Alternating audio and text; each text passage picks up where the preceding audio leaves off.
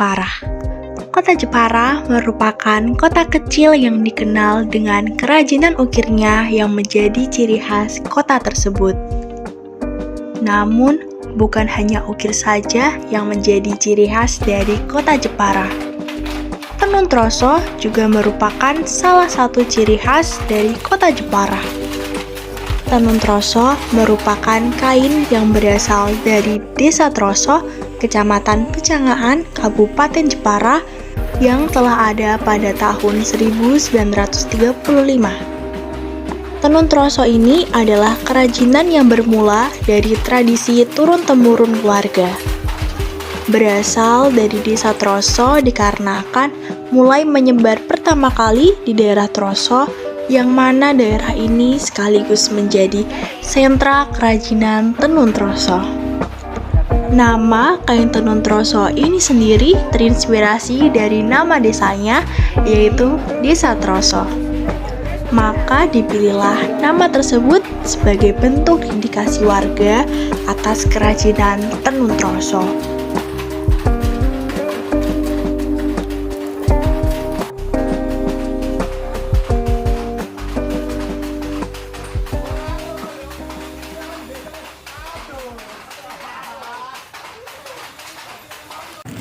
Assalamualaikum warahmatullahi wabarakatuh. Perkenalkan, saya Safira Nagizara akan mewawancarai narasumber yang bernama Pak Ali Rifai. Ya. Pertanyaannya, bagaimana proses pembuatan dari awal sampai akhir tenun trosonya, Pak? Kalau mengenai tenun dari awalnya, pertama kali langkah pertama kita beli bahan baku. Setelah beli bahan baku, pemprosesan jenjang ke pekerjaan, dalam arti satu, benang kita gulung. Untuk membuat motif kita bikin pelangkan dulu, kita proses di pelangkan. Setelah dipelangkan, nanti langkah keduanya bikin motif. Setelah dibikin motif, ke jenjang pertalian, pengikatan, mengikat motif. Setelah dibikin motif, baru langkah pewarnaan, mau warna hitam, warna hijau, kuning, itu relatif dari konsumen, biasanya pemesan. Setelah itu habis pewarnaan, terus proses pembongkaran dalam arti nanti langkah selanjutnya dibuat penganyaman. Setelah itu dianyam sama pekerja penenun. Setelah jadi ukuran standar sarung sesuai permintaan konsumen, baru dipotong.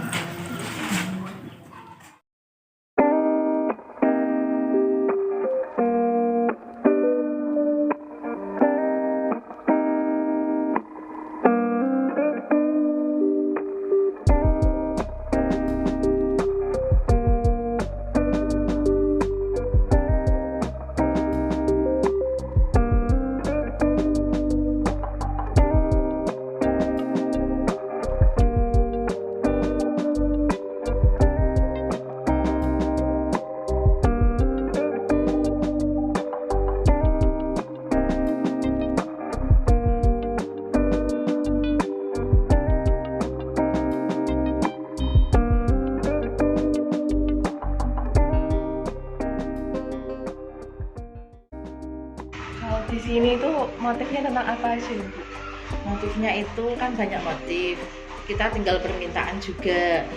Kita bisa membuat motif apa aja. Ada motif Asmat, ada motif NTT, Bali, Kalimantan, Maluku, Papua, itu banyak banget. Dan setiap daerah itu kan punya ciri khas motif. Tinggal permintaan dari daerah tersebut yang pesen gitu. Kalau biasa kalau ke Bali mintanya kan motifnya itu endek yang model kayak watulung, lobeng kayak gitu. Kalau kita ke Kalimantan itu minta motifnya cumi. Kalau kita kirimnya ke Papua motifnya biasanya itu kayak asmat, orang-orangan gitu, model-model tengkorak gitu, biasanya burung kayak gitu. Kita tinggal permintaannya gitu. permintaan daerah tersebut. Kalau kayak di Toraja biasanya mintanya ya motif Toraja yang kita bikin gitu, sesuai dengan permintaan pasar. Kita tidak terpaku dengan satu motif. Kita biasanya itu ikut konsumen maunya apa, kita berusaha untuk melengkapi, kita berusaha untuk memaksimalkan yang konsumen minta gitu. Untuk harga macam-macam. Harga kisaran ada yang murah, ada yang mahal, tergantung motif, kerumitannya, tergantung juga bahannya, tergantung juga ketebalan kain, terus sisir, itu pengaruh juga, tergantung permintaan, pewarnaan juga. Pokoknya itu ya, kalau kita masalah budget antara harga 100, di bawahnya sih ada, cuman dia tuh motif kayak ukur kecil itu memang harganya murah. Cuman kalau yang ukur standar biasanya itu 100 sampai harga 1 juta lebih ada, tergantung dari permintaan motifnya, sama pewarnaannya, sama benangnya, bahannya itu tadi, bahan bakunya.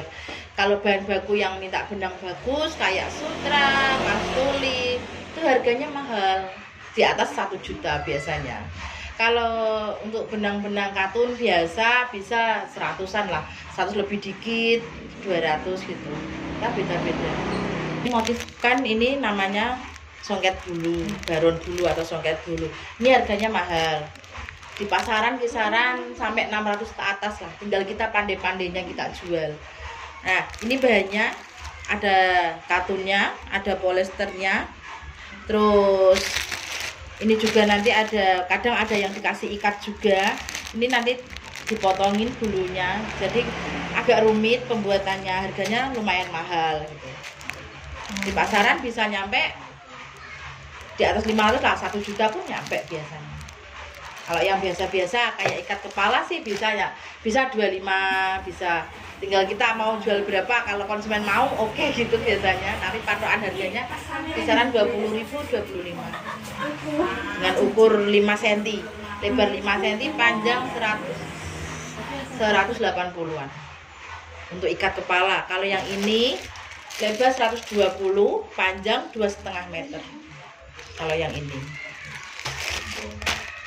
Pemasarannya sampai mana sih? pemasarannya udah sampai mana-mana, udah sampai luar negeri juga, udah sampai seluruh Indonesia, hampir seluruh Indonesia sudah masuk semua.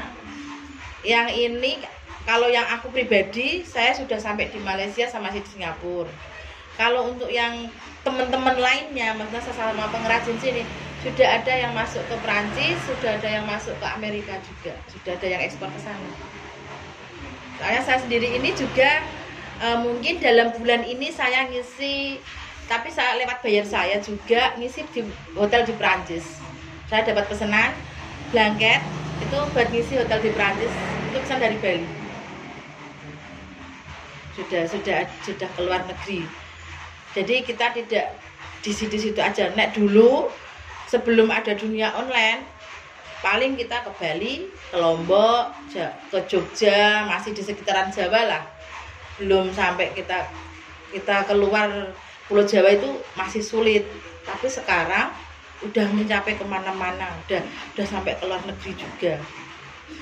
Kemarin juga udah sekolah di Australia, udah pesen seragam juga pakai kain blanket. Para pengrajin tenun troso menghasilkan produk-produk yang bagus dan menarik.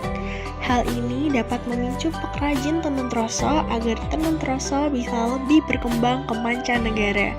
Tenun troso harus dijaga agar tetap terjaga kelestariannya dan tidak hilang seiring zaman. Begitulah informasi-informasi tentang tenun troso dari proses pembuatan sampai hasil jadinya. Semoga bermanfaat dan terima kasih.